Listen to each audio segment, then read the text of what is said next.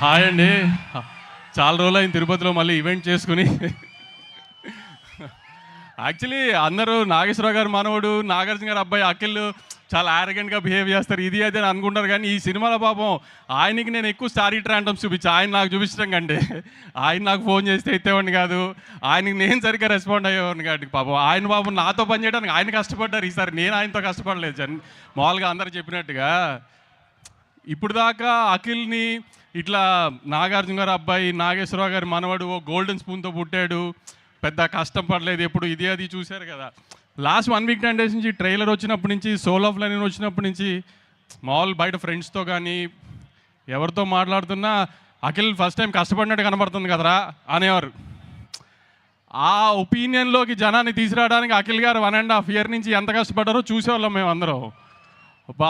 ఆమె బ్రహ్మాజీ గారు వీళ్ళు చెప్పినట్టు ఇంకా అసలు ఒక ప్రొడక్షన్ మేనేజర్గా పనిచేయడం ఒకటే తక్కువైంది సెట్లో. ఆయన అంత ఈ సినిమా మాత్రం ఎట్టి పరిస్థితుల్లో ఏ రకమైన చిన్న మిస్టేక్ కూడా జరగకూడదు ఆయన సైడ్ నుంచి అన్నది ఎంత జాగ్రత్తగా అని తీశారని ఇంకా July 10th మీరు చూసి మీరు చెప్పడమే తప్పితే ఇంకా మేము ఎంత చెప్పినా మా గొప్ప మేము చెప్పుకున్నట్టే ఉంటుంది. ఇంటర్వెల్ లాస్ట్ 40 minutes గ్యారంటీ కంగు తింటారు మీరు. అది మళ్ళీ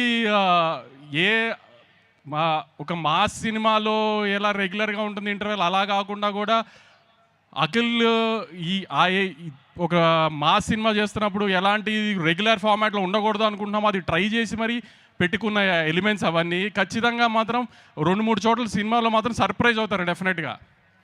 ఆ స్క్రీన్ ప్లేలో ఆ కేర్ తీసుకున్నాడు నందు. అందుకే అఖిల్ చాలాసార్లు చెప్పారు ఇది ఒక భారతం మహాభారతం అని. ఎందుకంటే ట్రైలర్లో నాగార్జున గారు ఒకటి చెప్పినట్టు క్యారెక్టర్లు రంగులు మారుతాయని, అలా ఒక్కొక్క క్యారెక్టర్ ఒక్కొక్క షేప్ తీసుకుంటున్న కొద్దీ అఖిల్ గారు దాంట్లో ఆ కథలో ఎలా ఫ్లోట్ అయ్యారు ఏంటి అనేది చాలా బాగా స్క్రీన్ ప్లే చేశాడు నందు. సో డెఫినెట్గా సినిమా చాలా ఎంగేజింగ్గా ఉంటుందని అయితే గ్యారంటీగా నమ్ముతున్నాము. సో July 10th ఖచ్చితంగా మీరు ఎవరు డిసప్పాయింట్ అవ్వరు. ఇంకా ఏ స్థాయిలో ఒక్కొక్కరికి నచ్చుతుంది అనేది July 10th సాయంత్రం నుంచి మీరందరే మాకు చెప్పాలి. కానీ మళ్ళీ బల్లగుద్ది చెప్తున్నాం, ఈసారి మాత్రం అఖిల్ డిసప్పాయింట్ చెయ్యరు. అస్సలు ఆ ఒక్క సెకండ్ కూడా మీరు ఆ భయం పెట్టుకోకుండా థియేటర్కి వచ్చి సినిమా చూడొచ్చు. మీరు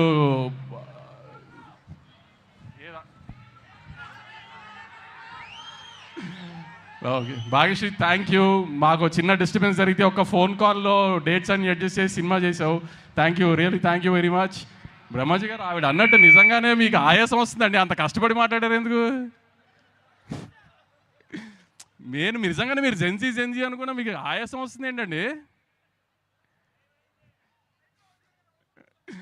శివాజీ గారు చాలా థ్యాంక్స్ అండి, చాలా మంచి క్యారెక్టర్ చేశారు. సునీల్ భయ్య, మీరు నా సినిమాలో ఉంటే అది గ్యారంటీ హిట్ సినిమా, మన ఇద్దరికి సెంటిమెంట్ అది. మీకు తెలుసు తమన్కి నాకు ఉన్న అసోసియేషన్లో నాకు తమన్కి ఫెయిల్యూర్సే లేవు అసలు. సో ఈ సినిమా కూడా ఆ సెంటిమెంట్ ఎలా అయినా కంటిన్యూ అవుతుంది. సినిమా పెద్ద హిట్, బీజం కొట్టేశాడు. ఇంటర్వెల్కి కానీ వీటికి కానీ కొన్ని చోట్ల మీకు తమన్ తెలుసు కదా, కొంచెం పూనకం వస్తే ఎలా ఉంటుందో అలా ఉంటుంది బీజం కొన్ని మెయిన్ బ్లాకుల్లో. ఇప్పుడు నవీన్ గురించి ఏమైనా పొగిడినా మీరు మళ్ళీ తిడతారు కాబట్టి ఇప్పుడు ఆ టాపిక్ వద్దు, సక్సెస్ మీట్లో మాట్లాడుకుందాం. ఇంకెవరన్నా మిస్ అయ్యి ఉంటే I'm sorry. Suma garu thank you. Thank you so much, Vamsi garu, for all the passion that you have towards filmmaking. Nag sir గురించి నేను చెప్తే బాగుండదు, అందుకని నేను ఇప్పుడు ఏం మాట్లాడదలుచుకోలేదు. సార్ హిట్ కొట్టేసిన మాట్లాడదాం సార్ మన ఇద్దరం July 10th తర్వాత. Okay, thank you so much.